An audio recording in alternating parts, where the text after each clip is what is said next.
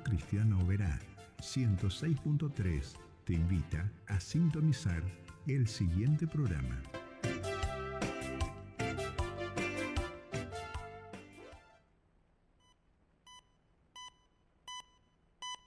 El siguiente programa está auspiciado por Eureka, lo encontré.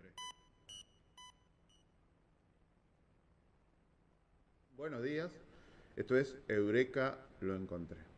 Muchas gracias por estar ahí escuchándonos para estudiar la palabra de Dios y todo lo que el Señor ha dejado para nosotros. Hoy queremos tratar un tema muy interesante que también, como la mayoría de los que venimos hablando en nuestro programa, pocas veces se habla, y cuando se habla, no por ahí, por lo general, no se descubre la realidad de las cosas que hay ahí. Hoy, también para nuestros oyentes, queridos amigos que siempre nos acompañan, hemos traído para regalar un libro, un hermoso libro que habla de la historia desde la destrucción de Jerusalén en el año 70. Y hoy vamos a hablar un poquito de Mateo 24 y Mateo 25. Y este hermoso libro narra y nos cuenta con hechos históricos lo que sucedió durante la destrucción de Jerusalén con los cristianos, con los no cristianos, y va a través de la historia mostrando todo lo que le sucedió a la iglesia, a la iglesia apostólica, que ha llegado hasta nuestros días, y también se basa en las profecías que están en la Biblia y nos muestra lo que va a suceder en el futuro, hasta la segunda venida de Cristo, y también narra, basado estrictamente en lo que está escrito en la Biblia, en las promesas del Señor, de lo que va a suceder, o por lo menos lo que el Señor nos ha dejado, de los que vayan, los que podamos disfrutar de la vida eterna, el regalo de la vida eterna, la salvación. Muy bien, entonces estos están para regalar, aquellos que se comuniquen al programa. Tenemos 3 libros para regalar y vamos a dejar algunos otros. Ya habíamos prometido uno, el programa hace como 20 días, ya habíamos prometido uno también. Aquí está, hemos cumplido, ¿sí? Es un libro muy hermoso, tiene algunas imágenes. A ver, estoy tratando de mostrar a la cámara, ¿sí? Tiene imágenes y es un libro muy interesante, y yo lo recomiendo ampliamente. Ya lo hemos leído, muchas cosas que charlamos la va a encontrar aquí reflejada también.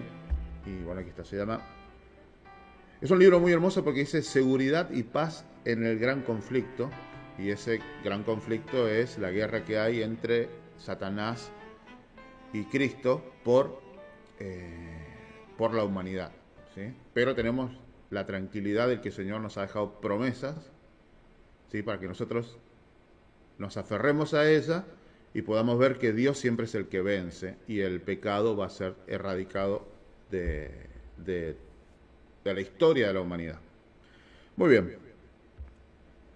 Vamos a leer, hoy vamos a comenzar con Daniel, el libro de Daniel. No sé, yo le pregunto aquí a nuestro amigo Pastor Martín, estoy seguro que va a confirmar lo que le digo, que el libro de Daniel es un libro que se lee muy poco en la iglesia. Y Daniel generalmente solo se le lee a los niños. O la historia de Daniel cuando era pequeño, o la estatua de Nabucodonosor, así muy por arribita. Pero tenemos que tener en cuenta que el libro de Daniel, junto con el libro de Apocalipsis, son, por así decirlo, en términos de profecía, los 2 libros más importantes de toda la Biblia. ¿Sí? Vamos a suponer que nosotros solo tuviéramos Daniel y Apocalipsis, nosotros tranquilamente podemos enseñar la salvación, el mensaje de las buenas nuevas, porque en los 2 libros está señalado. El otro día estudiamos las 70 semanas y ahí veíamos que en un tiempo determinado el Mesías iba a morir por la humanidad. ¿Recuerdan? Daniel 7. Y decía que iba a expiar el pecado, sellar la profecía dar fin a la prevaricación. Entonces tiene el elemento esencial del mensaje de la salvación, ¿sí? Anunciaba la muerte, lo que iba a suceder con la muerte del Mesías, y dice que iba a sellar el pacto con muchos. Eso quería decir que iba a poner sentencia firme a lo que él había prometido. Y si vamos a Apocalipsis, precisamente, comienza el Apocalipsis unos años después de la muerte de Cristo y narra las promesas, narra Apocalipsis la segunda venida, capítulo 15, y después nos narra lo que va a suceder con aquellos que han rechazado el mensaje de Dios, y los últimos capítulos narran la bienaventuranza de los salvos, capítulo 20 en adelante, ¿sí? Y el cumplimiento y una de las promesas más firmes o más claras, que dice que no va a haber más llanto ni dolor, ni lágrimas. Eso dice Apocalipsis. Entonces, insistimos, si nosotros pudiéramos tener solo el libro de Daniel y el libro de Apocalipsis y lo estudiáramos, tranquilamente podemos dar el Evangelio, ¿sí? Muy bien, entonces, para comenzar, vamos a ir a leer Daniel capítulo 12. Vamos a ir a buscar Daniel capítulo 12. ¿Por qué el capítulo 12? Porque ahí está condensada en un solo versículo, lo que también dice el Señor Jesús en el monte, en Mateo 24, cuando los discípulos le preguntan qué iba a suceder en el futuro. Daniel 12 marca algo, y es muy interesante, pero que en la actualidad, por distintas, vaya uno a saber cuáles serán los motivos, se ha derivado en una doctrina que le dice a la humanidad todo lo contrario que dice Mateo 24 y dice Daniel 12, versículo 1 en especial. Y de allí hay una gran cantidad de cristianos, ¿sí?, protestantes, de muchas denominaciones, que creen lo que se ha señalado, lo que vamos a demostrar, que no es lo acertado, no es lo que Dios dice. Así que vamos a Daniel capítulo 12. ¿Sí? Vamos a Daniel capítulo 12, para aquel que me quiera acompañar. Daniel 12, versículo 1. Observa. Miguel, que es el nombre que aparece aquí en el capítulo 1, tiene que ver con el Señor Jesucristo. No es un arcángel, no es otro ángel como Gabriel o como en su momento lo era Lucifer, sino que Miguel es el mismo Señor Jesucristo. Y el nombre de Miguel es como una pregunta que se dice, o una afirmación que es el que es como Dios, o quién es igual a Dios. Nosotros cuando leemos la Biblia nos enteramos que solo hay uno que es igual a Dios, y ese no es más ni menos que el Señor Jesús. ¿Sí? Muy bien, entonces aquí el el capítulo 12, versículo 1 de Daniel dice así: Mas en aquel día, está hablando en el futuro, un día en especial en el futuro, se levantará Miguel. ¿Y quién es Miguel? El gran príncipe que está por los hijos de tu pueblo. Y será tiempo de angustia, cual nunca fue, después de que hubo gente hasta entonces. Mas en aquel tiempo tu pueblo escapará, todos los que se hallaren escritos en el libro. ¿Sí? Entonces está hablando de un día, ¿sí?, en el cual el gran príncipe se va a levantar a liberar el pueblo de Dios, o el pueblo de Daniel, los israelitas en términos generales. Para nosotros hoy, todos los que abracen la fe y crean que Jesús es el Salvador, y dice que ese pueblo va a escapar. Muy bien. Pero dice algo interesante: y solo van a ser salvos, o solo van a escapar los que estén escritos en el libro de la vida, o estén escritos en el libro. Cuando vamos a Apocalipsis, dice que los que son salvos son los que están escritos en el libro de la vida. Muy bien. Ahora,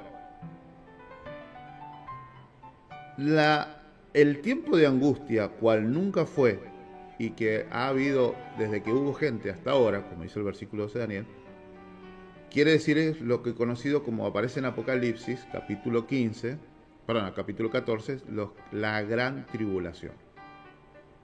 La gran tribulación. Entonces, el capítulo 12 de Daniel está hablando exactamente del día del regreso de Cristo, la segunda venida, cuando viene a buscar a los salvos. Viene a buscar a los salvos, ya trae el galardón, ya él determinó quién es salvo y quién no lo es, ¿sí? Que después lo vamos a estudiar en algún momento. Él ya sabe quién es salvo y quién no es salvo. ¿Cómo sabemos eso? Bien, tenemos que ir a un versículo que nos ayuda con el libro de Daniel, que es Mateo 24 y Mateo 25. Vamos a Mateo 25. Mateo 25. Muy bien. Entonces, Mateo 25, vamos a leer unos versículos. ¿A dónde está? Observen que Mateo 25 es una serie de parábolas que está comparando a dos grupos de personas, los que estuvieron preparados y los que son tomados por sorpresa. ¿Sí? Mateo 25, 32 dice así, 31, Mateo 25, 31. Y cuando el Hijo del Hombre venga en su gloria y todos los santos ángeles con él, entonces se sentará sobre el trono de su gloria y serán reunidas de él todas las naciones y los apartará los unos de los otros como aparta el pastor las ovejas de los cabritos. Y pondrá las ovejas a su derecha y los cabritos a la izquierda. Entonces el rey dirá a los que están a su derecha: venid benditos de mi Padre, heredad del reino preparado para vosotros desde la fundación del mundo. ¿Sí?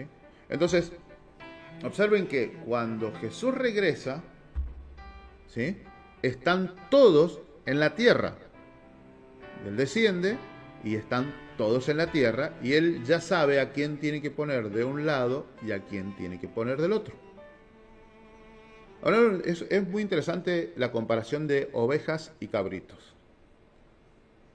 Para los que hayan criado animales, ¿sí?, pueden ustedes prestar atención que las ovejas son mucho más dóciles que los cabritos. ¿Sí? Y más, algunos en la actualidad dicen que las ovejas suelen ser como más torpes. No saben dónde hay agua, no saben dónde hay comida, necesitan de un pastor que las guíe, que las cuide, no se saben defender, ¿sí? No saben buscar lugar para refugio, no construyen una madriguera o un nido, siempre necesitan de alguien que las esté cuidando. Mientras que las cabras, aunque necesitan también ciertos cuidados, pero las cabras son más indómitas, como se dice. Se suben a cualquier lado, comen todo, rompen todo, ¿sí? Son más salvajes, podríamos llegar a decir. Entonces el Señor dice, para un lado las ovejas y para otro lado los cabritos.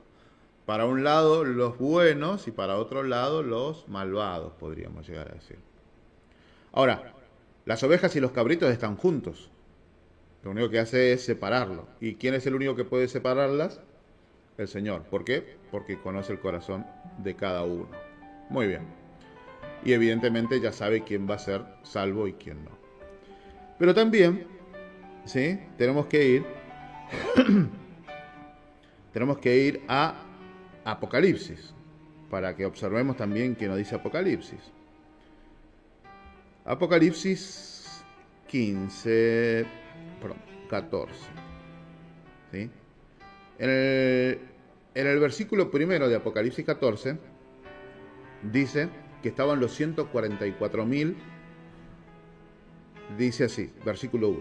Y miré, y he aquí el Cordero que estaba sobre el monte de Sión, y con él 144.000 que tenían el nombre de su padre escrito en sus frentes.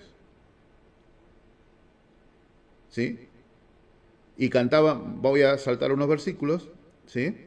El versículo 3 dice que cantaban el cántico nuevo de Moisés y del Cordero, y que nadie más lo puede aprender, solo ellos. Y el versículo 4, vamos a leer el 3, dice: y cantaban un cántico nuevo delante del trono, y delante de los 4 animales, y de los ancianos, y ninguno podía aprender el cántico, sino aquellos 144.000, los cuales han sido tomados de la tierra. Estos son los que no se contaminaron con mujeres, pues son vírgenes. Estos siguen al Cordero por donde quiera que fuere. Estos son comprados de entre las primicias para Dios y para el Cordero. Versículo 5. Y en su boca no ha hallado engaño, porque ellos son sin mancha delante del trono de Dios. En otras versiones dice que estos han salido de la gran tribulación. Esto quiere decir, curiosamente, que este grupo de personas que son los salvos, que aquí están encerrados en un número simbólico de como 144.000, ¿sí? Este grupo de personas que están ahí, ellos han salido de la gran tribulación. ¿Sí? Vamos a buscar otro versículo. A ver si está con esta palabra. Luengas, que está en el capítulo 7. Muy bien. Capítulo 7 de Apocalipsis. Vamos a agregar otro para observar de dónde salen estos 144.000. Dice,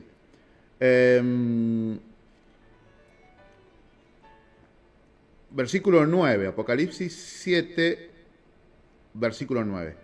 Después de estas cosas miré, y he aquí una gran compañía, la cual ninguno podía contar, de todas las naciones y linajes y pueblos y lenguas, que estaban delante del trono en presencia del Cordero, vestidos con largas ropas blancas y palmas en sus manos. Y clamaban a alta voz, y los ángeles cantaban, voy saltando algunos versículos. Y el versículo 12 decían amén, y engrandecían el nombre de Dios, diciendo la bendición, la gloria y la sabiduría, todo hacia Dios. Y el versículo 13 le pregunta al apóstol Juan, le dice, uno de los ancianos vino y me preguntó, Apocalipsis 7, versículo 13, estos que están vestidos de largas ropas blancas, ¿quiénes son y de dónde han venido? Y yo le dije, versículo 14, tú lo sabes. Y el anciano me respondió, estos son los que han venido de la gran tribulación y han lavado sus largas ropas y las han blanqueado en la sangre del Cordero. Por esto están delante del trono de Dios y le sirven de día y de noche en su templo. Y el que está sentado en el trono morará entre ellos. Y no tendrán hambre ni sed, y el sol no caerá más sobre ellos, ni ningún otro calor. Versículo 17. Porque el Cordero que está en medio del trono los regirá, y los guiará a fuentes de agua viva, y Dios limpiará toda lágrima del ojo de ellos. ¿Qué dice este versículo? Que los que vayan al cielo y por la eternidad estén delante del Padre y del Cordero, las ovejas de Mateo 25, han salido, o sea, han vivido la tribulación hasta que el Señor regrese y los busque. Esto señala puntualmente que no hay un rapto antes de la segunda venida de Cristo. Porque si no, Apocalipsis nos estaría mintiendo. Aquí el ángel le señala al apóstol Juan, que está viendo en visión lo que va a suceder en el futuro, que toda la compañía que está delante de Dios, ha salido de la tribulación. O gran parte de ellos han salido de la tribulación. ¿Cuál es la doctrina errónea que hoy estamos mostrando con la Biblia, que no es correcta?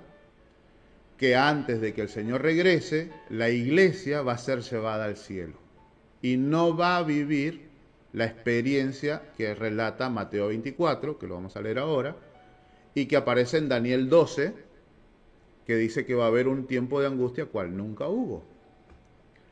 La iglesia, que los que estén vivos al final del tiempo, quizás seamos nosotros, quizás sean nuestros hijos, van a tener que vivir el gran tiempo de angustia y mantenerse aferrados al Cristo, a las promesas del Señor. Más allá de lo que hemos leído aquí, también podemos observar de que a través de la historia, en la Biblia se señala que los hijos del Señor estuvieron pasando siempre una tribulación, antes de ser salvados. Algunos ejemplos, y ahora vamos a leer particularmente algunos. Por ejemplo, el sitio de Jerusalén, ¿sí? Pero no el del año 70, particularmente. Tenemos dos anteriores. Uno que me recuerdo ahora puntualmente es con Eliseo, ¿sí? En esa etapa de la historia, en el sitio de Jerusalén, de la mano del profeta Eliseo, perdón, el sitio de Samaria, dice que la gente se comía a sus hijos y que vendían una cabeza de burro, una quijada de burro por un montón de dinero. Y dice que tenían tanto hambre que mordían el cinturón para poder tener por así decir, la percepción de que estaban comiendo algo.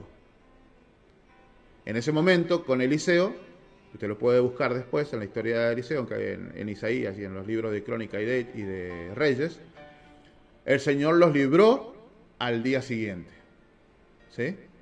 Ahora, la iglesia, y puntualmente representado por Eliseo, tuvo que pasar esa tribulación hasta que fueron liberados.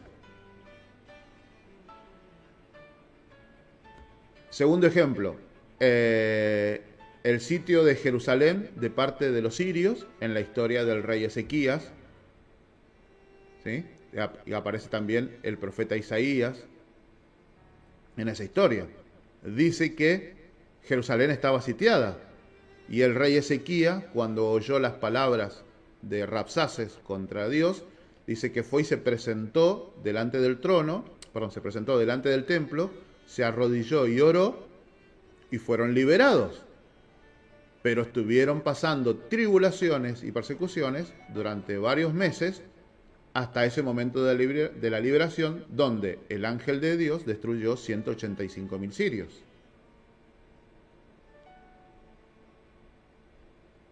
Entonces, estos ejemplos así por arriba. Pero vemos cómo el Señor enseña que la iglesia tiene que ser probada al fuego. Vamos a buscar un versículo, Isaías 48. Y después vamos a ir hágame acordar, vamos a ir a Mateo 24. Les dije Isaías 48. Isaías 48, versículo 9 y versículo 10.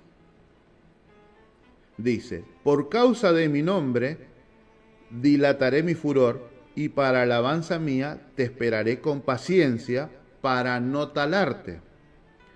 He aquí, le dice el Señor a la iglesia, te he purificado no como a plata, pero te he escogido en el horno de la aflicción.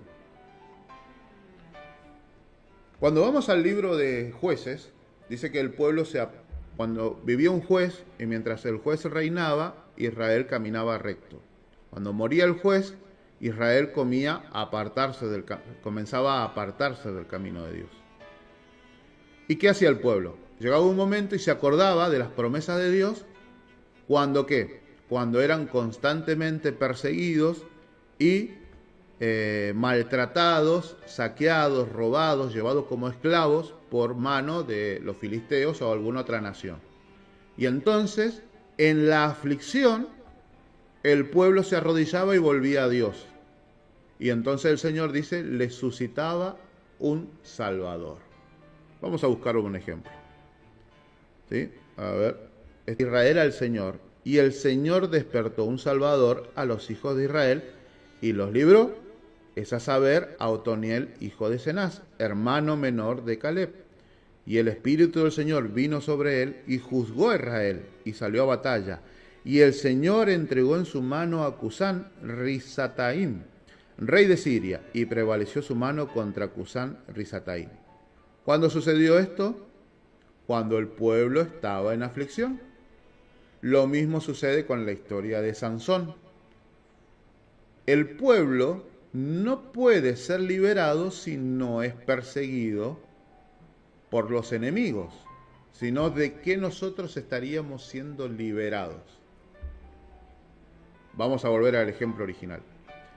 Si la iglesia, cuando comienza la tribulación, es apartada de la tribulación, no habría una liberación ni un clamor genuino por la salvación. Vamos a Mateo 24.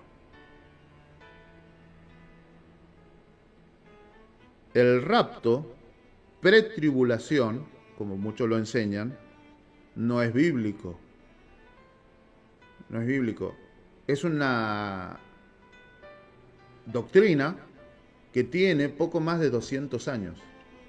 Los discípulos, los apóstoles, Martín Lutero, Juan Hus, Wycliffe, Calvino, ¿cómo es que se llama este otro reformador? John Wesley, el fundador de la Iglesia Metodista. Ninguno de ellos, hasta el año 1800, ninguno de ellos enseñó que la Iglesia iba a ser salvada de la gran tribulación, porque no es una doctrina que sea bíblica. Y vamos a ir a Mateo. Es más, dentro de unos momentos le voy a contar exactamente quién fue el primero que introdujo esta doctrina. Mateo 24. Mateo 24, vamos a ir, versículo 1. Ustedes saben que este contexto de Mateo 24 sucede la semana anterior, la semana anterior a la crucifixión. Jesús había entrado triunfal en Jerusalén, había sido reconocido como el Cordero de Dios, había tomado el lugar del Cordero que se había designado ese año para ser sacrificado en la Pascua. Había entrado delante de él el verdadero Cordero de Dios. Ustedes saben que en la Pascua, un año antes, se seleccionaba un cordero, se apartaba, se lo cuidaba como si fuera de oro, y cuando llegaba el día de la Pascua, una semana antes, se hacía una entrada triunfal, como la que vivió Cristo, y ese cordero era venerado porque era reconocido como el Cordero de Pascua. Y era llevado al templo, y en el templo se cuidaba hasta que fuera sacrificado entre la mañana y la tarde, según lo relata Éxodo 14, ¿sí? Cuando comienza el Señor le da la orden al pueblo de Israel que tenían que festejar la primer Pascua. Y todos esos mantos y todas esas palmas que estaban preparadas para el cordero, un animal simbólico, efectivamente ese año fueron hechas para el Señor Jesús. Por eso es que la gente estaba preparada para cuando Él entró a Jerusalén. Ellos no sabían que Jesús iba a entrar. Ellos estaban esperando el Cordero como se hacía todos los años. Pero cuando entró Jesús sobre el pollino, alguien gritó, ahí viene el Cordero, y entonces todas las personas que estaban esperando al animal del sacrificio, corrieron y ponían delante de él, aunque no sabían lo que estaban haciendo, ponían delante de él los mantos y las palmas. Por eso Jesús entra a Jerusalén victoriado como un rey, pero un rey que iba a ir a la muerte. ¿Sí? La persecución sucede después. ¿Sí? Entonces, el Señor Jesús, habiendo protagonizado realmente eso que antes se hacía como un símbolo, ahora sale de Jerusalén. Y entonces, cuando va saliendo de Jerusalén, porque al jueves siguiente iba a ser la última cena, los discípulos en el monte de enfrente de Jerusalén le hacen esta pregunta. Mateo 24, versículo 1. Y salido Jesús, se iba del templo, y se llegaron sus discípulos para mostrarles los edificios del templo. Respondiendo él les dijo, ¿veis todo esto? De cierto os digo, que no quedará piedra sobre piedra que no sea destruido.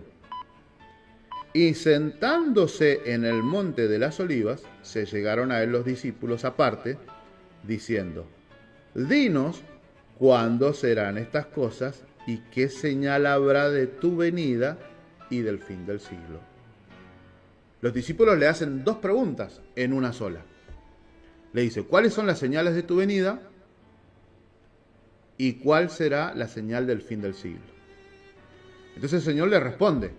Ahora, quiere decir, cuando nosotros lo leemos hoy, de que esos dos eventos están íntimamente relacionados, porque Jesús, cuando responde, no los divide ni los separa, sino que los da como si fueran un solo evento.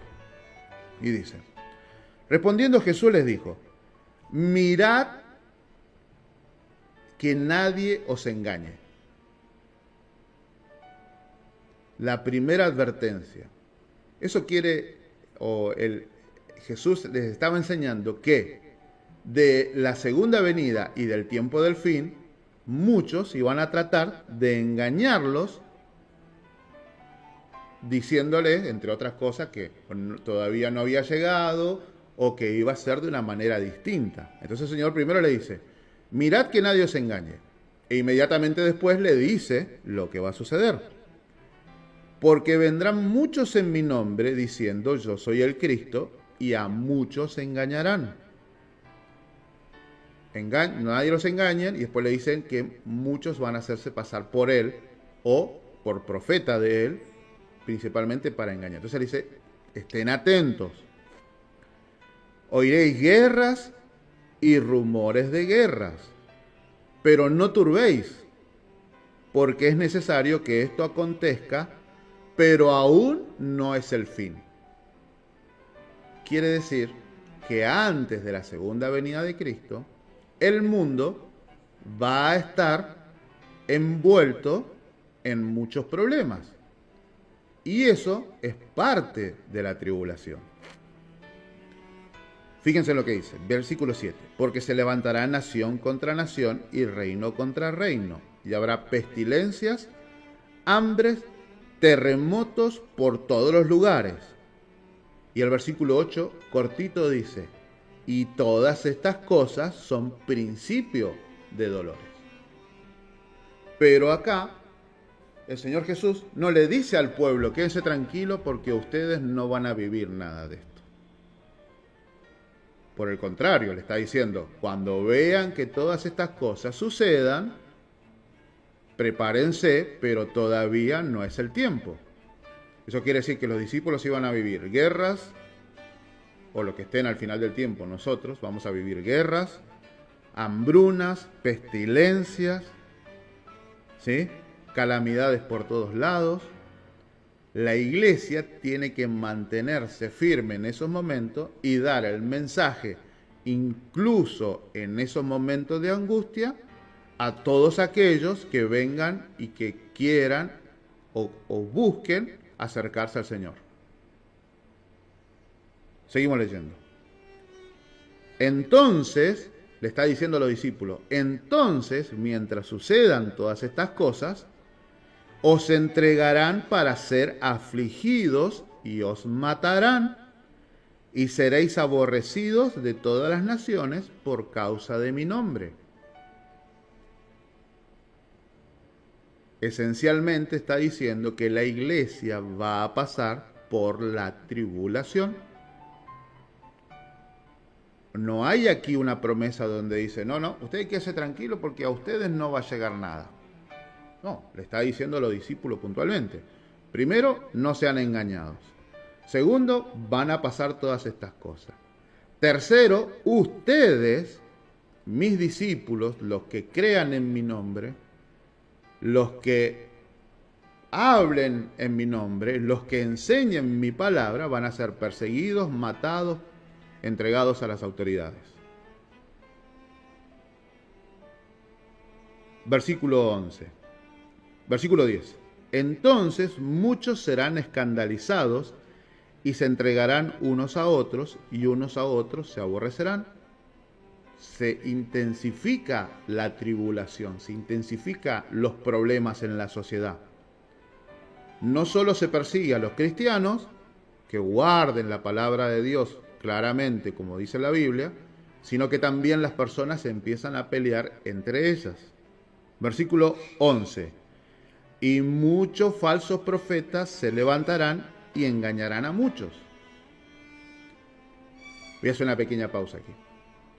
En el tiempo de Jeremías, cuando la ciudad de Jerusalén estaba sitiada por Babilonia a punto de ser destruida, ¿sí? Jeremías traía mensaje y le decía al pueblo: arrepiéntanse, entréguense, ¿sí? Sin embargo, se levantó el profeta Ananías y contradijo el mensaje de Jeremías, ¿sí? Y ese mensaje engañador del profeta Ananías hizo que las autoridades de Jerusalén, entre ellos el rey y los principales consejeros, no creyeran el mensaje de Jeremías y fueron destruidos. Muchos engañadores se levantarán. Versículo 11. Y muchos falsos profetas se levantarán y engañarán a muchos. Versículo 12. Mateo 24, 12.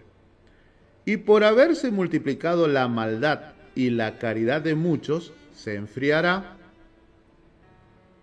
Y aquí viene la clave. Versículo 13.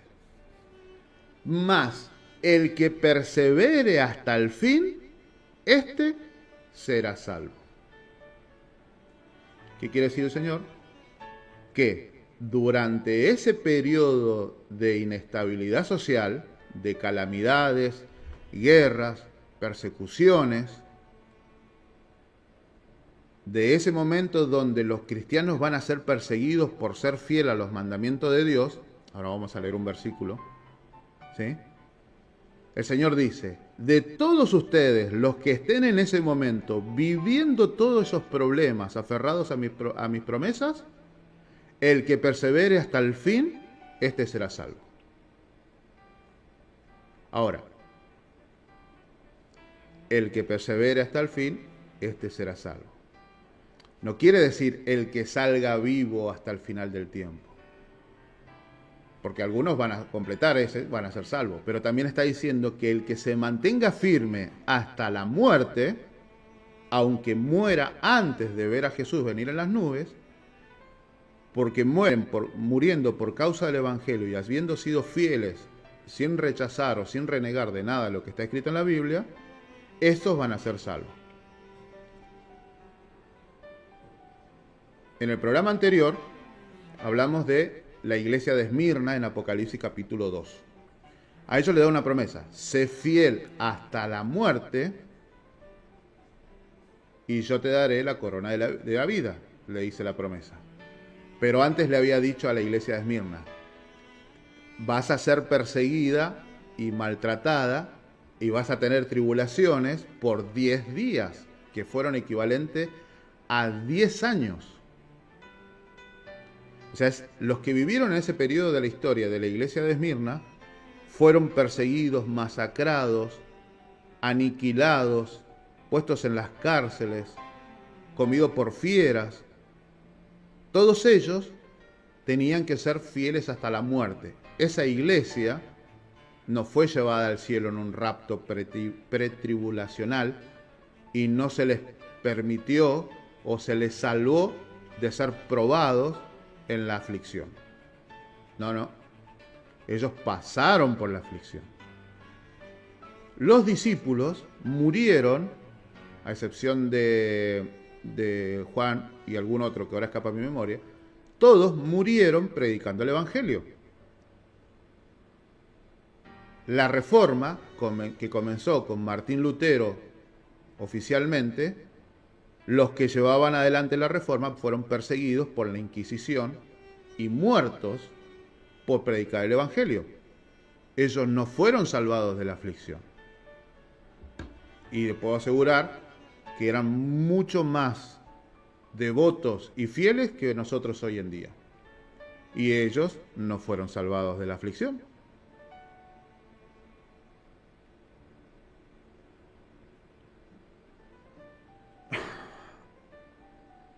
Vamos a volver a Daniel. No, vamos a buscar otro versículo. Debe estar por aquí cerca, pero no recuerdo. A ver si lo encuentro rápido. Está en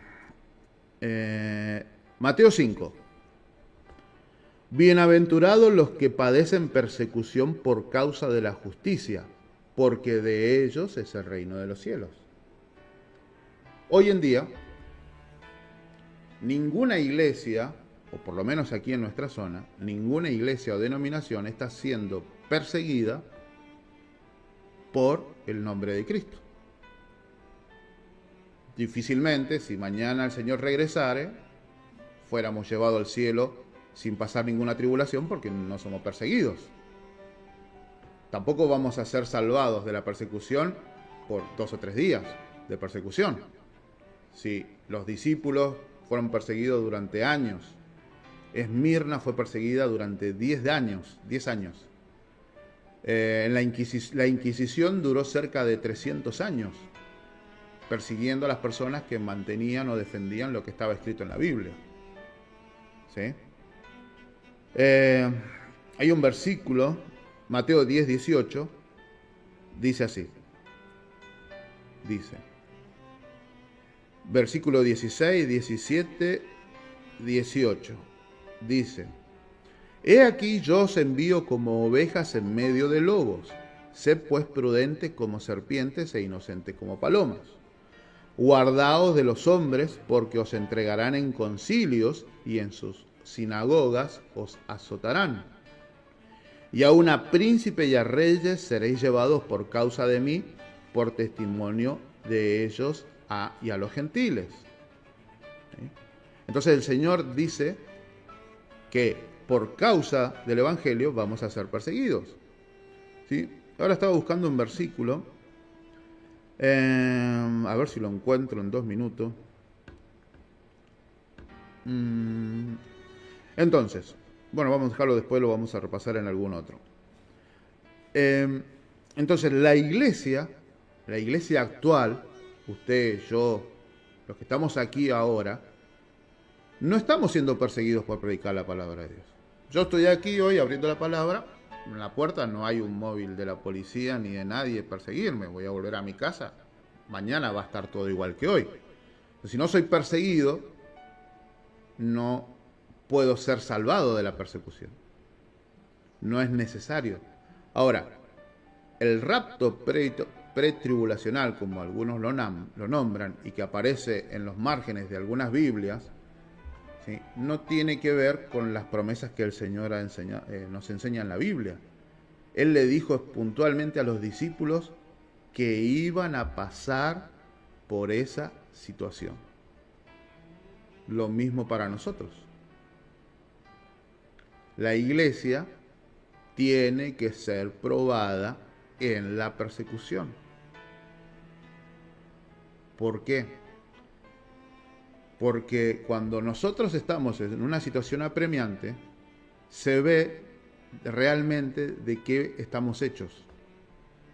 Porque hoy cualquiera puede decir, yo soy cristiano, yo hago esto, yo hago el otro, yo aquí y allá. Pero cuando la policía o algún tipo de fuerza golpee nuestra puerta y nos lleve a la cárcel por lo que hacemos y decimos, hay que ver si realmente nos vamos a mantener firmes en lo que creemos y decimos. Le doy un caso puntual. Miedo es la palabra. Miedo. A ver si... ¿Vieron cuando Jesús sana al paralítico en la entrada al templo? Bueno, allí los padres de este joven fueron llamados a ver si realmente era el Señor, o para preguntarles quién era el que había salvado. Y estos padres, voy a ver si lo encuentro rápido, entonces estos padres le dijeron, acá está, Juan 9, capítulo 9, versículo 22. Dice, vamos a leer Juan 9, versículo 17 en adelante.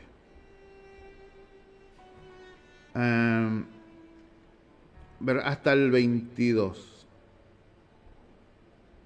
Obsérvense que cuando nosotros nos confrontan con una realidad, solemos, por lo general, no nos mantenemos en lo que decimos, porque a veces tenemos miedo de lo que pudiera llegar a suceder. Pero fíjense este caso.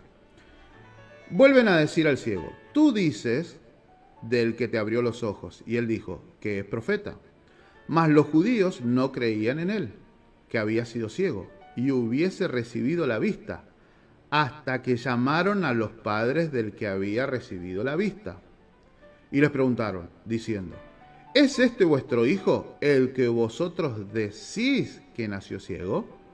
¿Cómo pues ve ahora? Versículo 20. Le respondieron sus padres y dijeron, sabemos que este es nuestro hijo y que nació ciego. Mas, ¿cómo ve ahora? No sabemos. ¿O quién le haya abierto los ojos? Nosotros no lo sabemos. Él tiene edad, preguntarle a él les contará. Ahí los padres dicen, nosotros no sabemos nada. Él ya es adulto, él les puede decir qué fue lo que sucedió. Pero el versículo 22 dice, nos relata por qué estos padres no afirmaron que Jesús era el que le había salvado o le había dado la vista a su hijo. Y entonces podamos observar que cuando las autoridades a veces nos preguntan cosas, nosotros podemos decir todo lo contrario que habíamos dicho hasta ese momento. Versículo 22 dice, esto dijeron sus padres porque tenían miedo de los judíos, porque ya los judíos habían conspirado que si alguno confesaba ser del Cristo, fuera expulsado de la sinagoga. ¿Qué sucedió aquí? Estos padres no querían que de la iglesia los apartaran por reconocer que Jesús era el Salvador.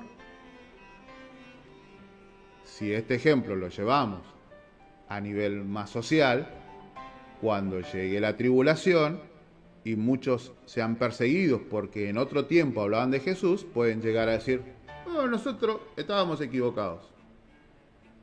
Por eso, en la aflicción, en la prueba, la iglesia se va a demostrar de qué está hecha. Si creían o no en las palabras de Dios. Si están aferrados a la fe y si se van a mantener firmes hasta la muerte o si van a apreciar más su vida. Y Jesús dice que el que quiera salvar su vida la perderá, pero el que la pierda por causa de mi nombre, éste se salvará. Por eso la iglesia, en el tiempo del fin, tiene que vivir la tribulación. Porque de allí se va a ver quiénes son los valientes que no aman tanto su vida como aman al Señor Jesús y le confiesan, incluso a punto de perder la vida. Como la historia de Juan Hus, que la van a poder encontrar aquí en el libro que estamos regalando, en Seguridad y Paz en el Conflicto. También la puede buscar la historia. Hay películas, después ponen en YouTube, ponen Juan Hus, Juan H-U-S-S, Juan Hus, con H, y ahí van a ver una película cortita que narra la historia de este hombre que vivió unos 70, 80 años antes de Lutero y que fue llevado a la hoguera por no negar a su Señor Jesús. Voy a tomar estos últimos minutos, después veremos, hay algunos mensajes, después si el Señor lo permite lo escuchamos y si no haremos el sorteo y la entrega después para no robar horario de otros hermanos programadores. La historia del rapto secreto de la iglesia, en 1830, hace 200 años, un pastor, el fundador o el que terminó siendo la cabeza principal de un movimiento que se llamaban los Hermanos de Plymouth en Estados Unidos, en el este de los Estados Unidos. Plymouth estaba por ahí cerca de Nueva York, para que el que pueda visualizar el mapa se ubique, en el este de los Estados Unidos, cuando todavía hacía poquito se habían independizado de Inglaterra. Los hermanos de Plymouth, unos hermanos muy fieles y celosos a la lectura de la Biblia, comenzaron a idealizar en su mente esta teoría del rapto secreto. Vuelvo a insistir, no tiene sustento bíblico, porque la Biblia claramente señala que la iglesia necesita pasar por la tribulación. Hay algunas promesas que dice que el Señor nos va a cuidar o que va a hacer que seamos, que por ahí no sea tan fuerte la tribulación, ¿sí? Pero la realidad es que la iglesia, si no es probada en el fuego, si el oro no es probado en el fuego, no se sabe si es oro. Por eso tenemos que ser probados a fuego.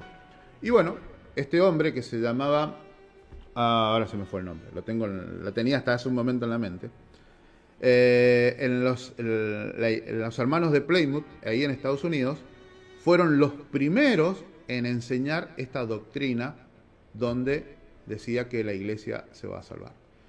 Y eso fue abrazado por algunos, sin confrontar con la Biblia lo que enseñaban estas personas, y ha llegado hasta nuestros días y muchos lo abrazan, pero cuando vamos a la Biblia no lo encontramos. Me acaba de venir a la mente un versículo, a ver si lo encontramos rápido, que está en el Antiguo Testamento.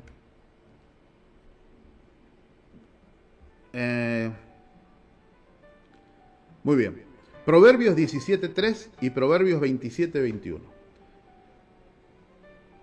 El crisol para la plata y el hornillo para el oro, mas el Señor prueba los corazones. ¿Dónde los va a probar? En el fuego de la aflicción, en la persecución. A ver si lo que hemos predicado lo mantenemos, incluso hasta amenaza de muerte. Versículos 27-21. El crisol prueba la plata y el hornillo el oro, y al hombre la boca del que lo lava. Dice que nosotros somos tesoro precioso, oro. Y el oro tiene que ser probado si es oro. Existen muchos oros que son falsos. Recién ahí en el fuego es donde el oro se ve si es oro. Entonces la iglesia dice, la Biblia dice que la iglesia tiene que ser probada.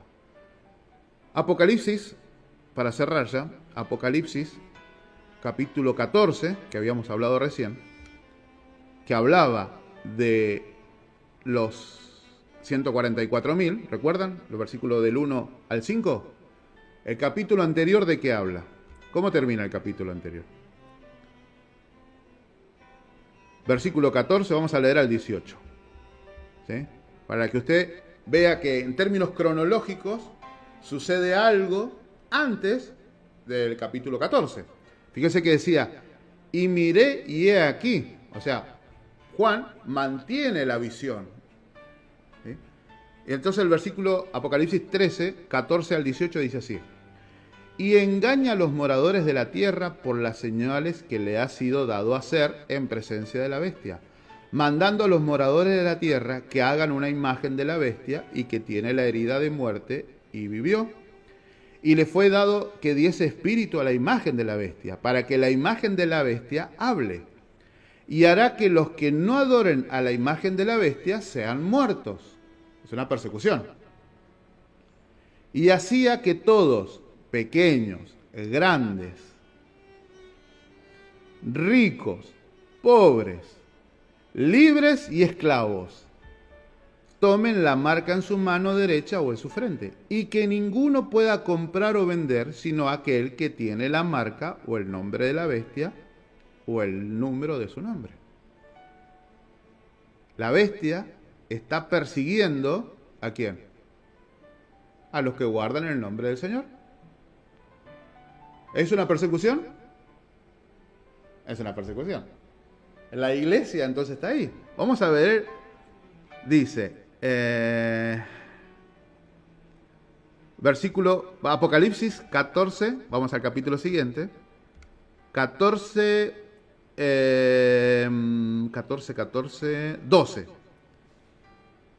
Dice, aquí está la paciencia de los santos, los que guardan los mandamientos de Dios y la fe de Jesús. Y el capítulo 11, si no me falla la memoria, capítulo 12 de Apocalipsis, es cronológico. 12, 13, 14, 15, habla de lo que va a suceder antes de la segunda venida, durante la segunda venida, y el 16 en adelante habla de lo que va a suceder después de la segunda venida. El versículo 17 de capítulo 12, antes que aparezca la bestia, dice que el dragón, dice, entonces el dragón se fue airado contra la mujer. Esta mujer en términos proféticos es la iglesia. Y se fue a hacer guerra contra los otros de su descendencia. ¿Quiénes hace el dragón guerra? ¿A quiénes persigue el dragón? Los que guardan los mandamientos de Dios y tienen el testimonio de Jesús. Por eso la iglesia es perseguida para ser aniquilada, y el Señor ve en cada corazón de las personas que son perseguidas si son fieles hasta la muerte o no. El Señor permite que la iglesia sea perseguida para demostrar a los que quedan con vida y al universo, como estudiamos el otro día, que se han mantenido fieles. Y entonces a ellos le va a dar el galardón de la vida. ¿Qué le dijo a Esmirna? Sé fiel hasta la muerte y te daré la corona de gloria. Así que, querido hermano, tenemos situaciones difíciles. El Señor nos va a probar. ¿Cómo? Permitiendo que nos persigan. ¿Por qué? Porque Él va a ver, Él ya nos conoce, pero nosotros tenemos que mostrar a los demás que lo que decimos se condice con lo que hacemos. Porque sin persecución cualquiera puede ser un gran hijo de Dios. Pero en el momento del fuego, ¿nos mantenemos firmes? ¿O somos capaces de vender a nuestro Señor por un plato de comida? ¿Por no ir a la cárcel? ¿Nos mantenemos firmes en lo que hacemos con lo que decimos? ¿Guardamos los mandamientos de Dios? ¿Tenemos el testimonio de Jesucristo? Pablo dijo, todo lo de esta tierra lo tengo por pérdida. Dice, ¿quién me librará de este cuerpo de muerte? Dijo Pablo. Dice, para mí el morir es ganancia.